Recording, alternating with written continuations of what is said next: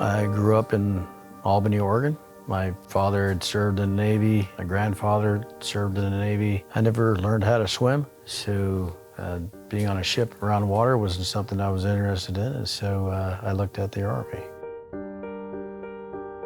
When I joined the Army, I didn't really care what I did. I was just planning on doing 2 years and getting some college money.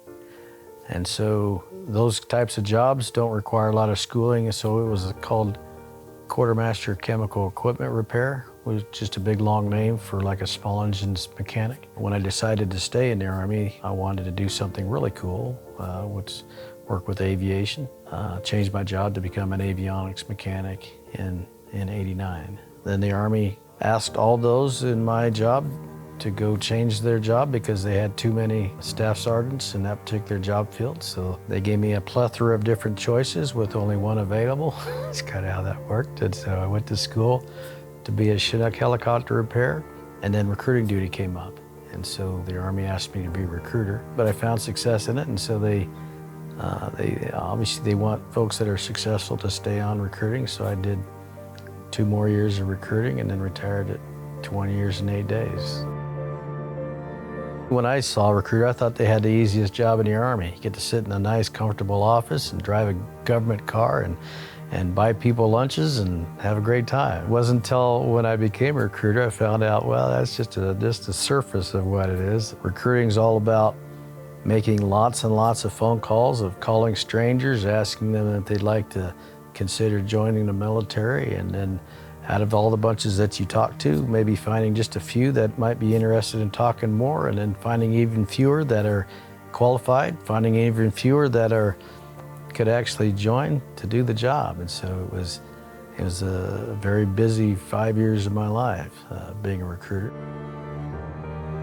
I remember getting selected for recruiting school, and my neighbor actually told me I'm going to have a pretty tough time being a recruiter because you really don't like talking to anybody. You're kind of a quiet guy, and it's true. Recruiters are non-commissioned officers, and non-commissioned officers are used to being successful no matter what. I mean, their job is to get the job done.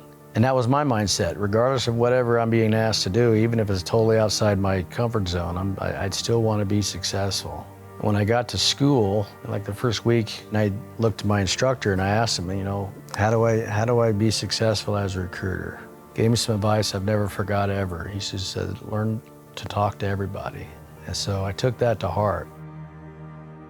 I've never been thanked more for my service as a recruiter, but I've never been more chastised for my service as a recruiter. So I've got both worlds. Took everything with a grain of salt. My focus was on those who joined, and those were my heroes. All of them joined with their eyes wide open. They knew exactly what was going on. They knew where they were going, and yet they still had the courage to go and do it.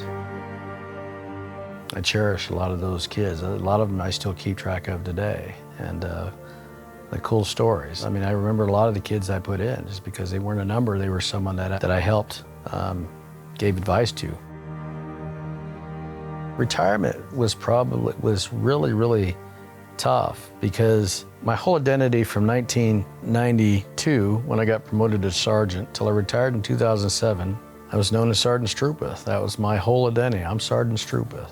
In the blink of an eye, you're no longer Sergeant Strupith. You're Frank or whoever. You're not. Your whole identity is gone. And then COVO came open, and so I just had a desire to want to serve, veterans and anybody else. I've always had a desire to try to do something that makes, somewhat of a difference. There's a lot of people out there that need a lot of help, and I just want to be one of those folks that can do that.